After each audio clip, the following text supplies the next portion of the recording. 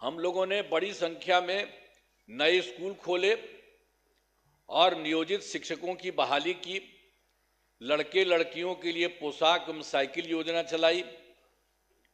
बिहार लोक सेवा आयोग द्वारा 2,58,000 सरकारी शिक्षकों की बहाली की गई है और वर्ष 2006 में 3,58,000 नियोजित शिक्षक बने थे, जिसमें से बिहार लोक सेवा आयोग द्वारा 28,976 1976 सरकारी शिक्षक बन गए। और फिर सरकार ने तय किया है कि नियोजित शिक्षकों को बीपीएससी की परीक्षा देने की जरूरत नहीं है और उन्हें मामूली सी परीक्षा लेकर सरकारी शिक्षक बनाया जाए।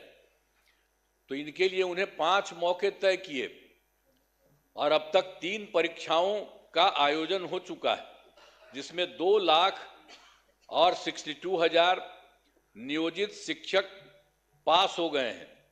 अब केवल 77,000 शेष बच गए हैं और उन्हें 2 मौके और दिए जा रहे हैं। अब कुल मिलाकर सरकारी शिक्षकों की संख्या 5,20,000 हो गई है। 5,20,000 हो गई है। स्वास्थ्य सेवाओं में सुधार किया गया है।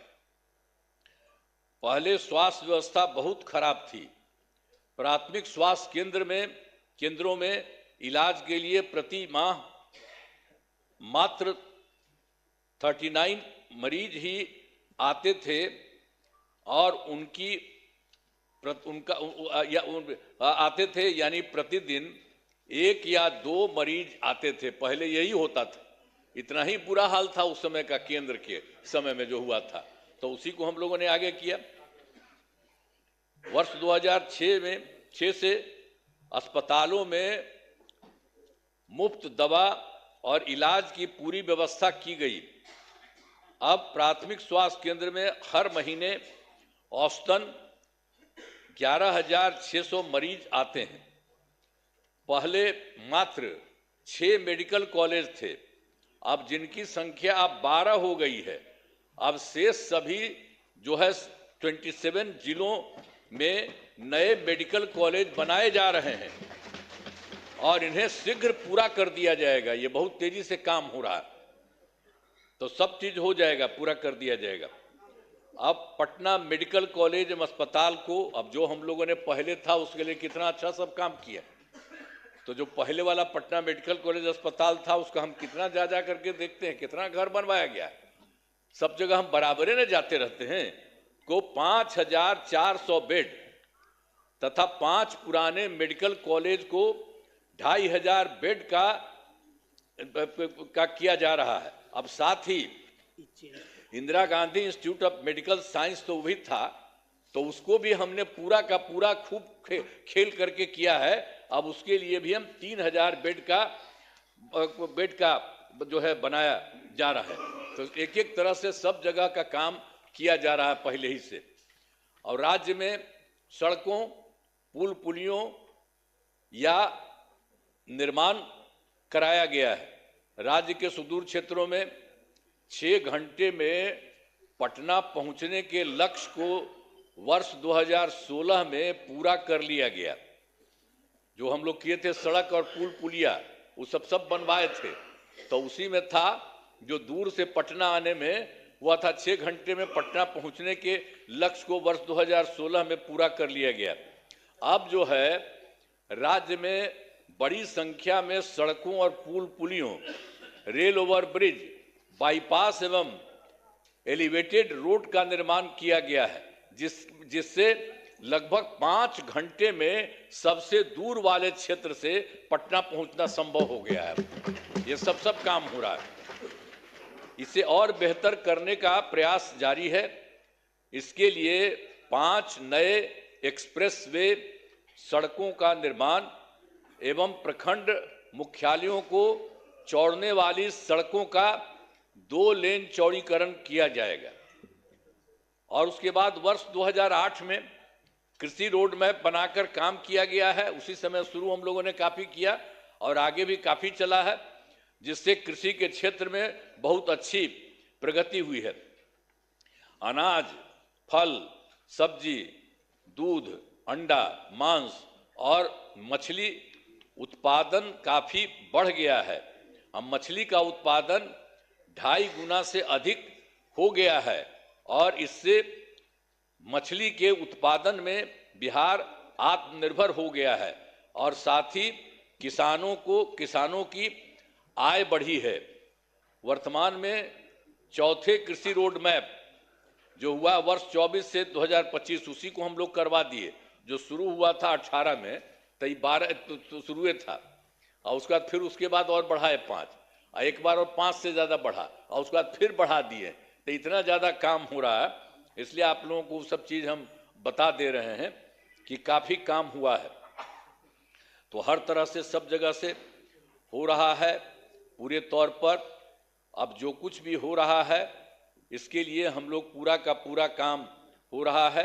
अब वर्तमान में चौथे कृषि रोड मैप वर्ष 2024 से 2019 जो हमने बता दिया उसका किए हैं के तहत योजनाओं पर तेजी से काम हो रहा है।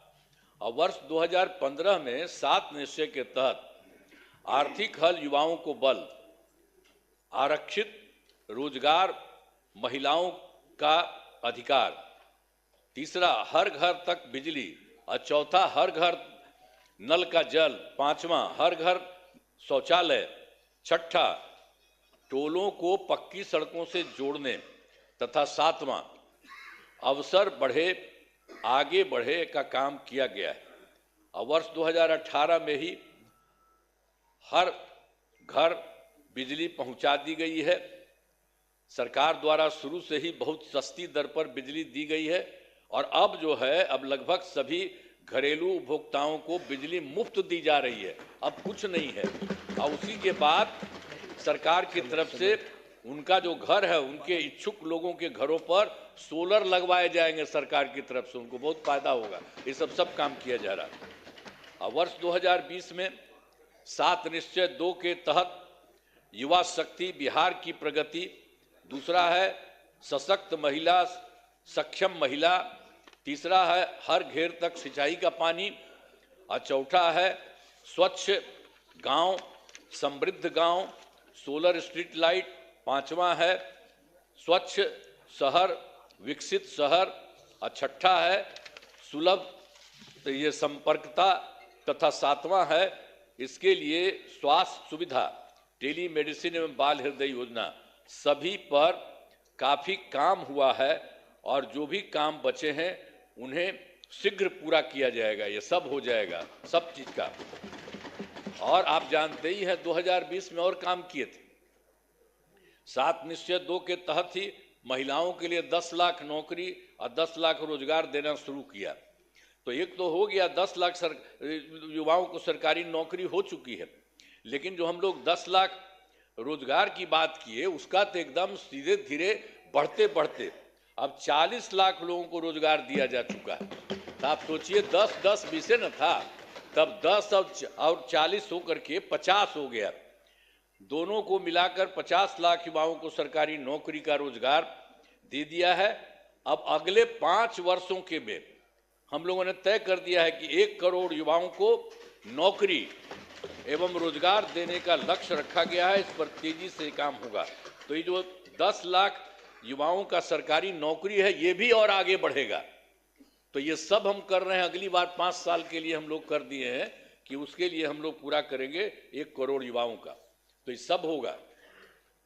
और फिर महिलाओं के लिए वर्ष 2006 में पंचायती राज संस्थाओं एवं वर्ष 2007 में नगर निकायों में महिलाओं के लिए 50% आरक्षण से शुरुआत की गई। अब तक 4 चुनाव हो गए हैं। सब कुछ शुरू में कर दिए थे हम लोगों ने कर दिए थे 16 में पंचायती राज संस्थाओं में और 7 में किए थे नगर निकायों में, और सबको महिला का 50% कर दिए। वो सब तो है ही, और उसका 4 चुनाव उसके अलावे भी चल रहा है, वो बहुत अच्छा हुआ। और वर्ष 2013 से पुलिस में 35% आरक्षण दिया है हम लोगों ने। अब जान लीजिए अब बिहार पुलिस में महिलाओं की संख्या देश में सबसे अधिक है और वर्ष 2016 से महिलाओं को सभी सरकारी नौकरियों में 35% आरक्षण दिया जा रहा। पहले बिहार में स्वयं सहायता समूह की संख्या बहुत कम थी, वो पहले बड़ा खराब था, तो इसीलिए हम लोगों ने किया। वर्ष 2006 में विश्व बैंक से कर्ज लेकर राज्य में स्वयं सहायता समूह का गठन किया और उसका नाम हम लोगों ने जीविका दिया, जीविका दीदी भी कहते हैं। और कितना बढ़ा हुआ, अब स्वयं सहायता समूह की संख्या बढ़ गई और जीविका दीदियों की संख्या 1,40,00,000 हो गई। अब इसके बाद हम लोगों ने 2024 में भी किया कि शहरी क्षेत्रों में भी नहीं होता है वो भी हो। अब शहरी क्षेत्रों में स्वयं सहायता समूह का गठन हो रहा। अब जान लीजिए कि इसमें लगभग 4,34,000 जीविका दीदियां हैं और इनका गठन लगातार और भी बहुत तेजी से काम हो रहा है शहरी क्षेत्र में भी। तो ये सब काम हो रहा। तो वर्तमान में महिलाओं के रोजगार के लिए एक नई योजना मुख्यमंत्री महिला रोजगार योजना शुरू की गई है, जिसके तहत हर घर की एक महिला को 10,000 रुपये के दर से अब तक 1,56,00,000 महिलाओं को एक राशि दी जा चुकी है।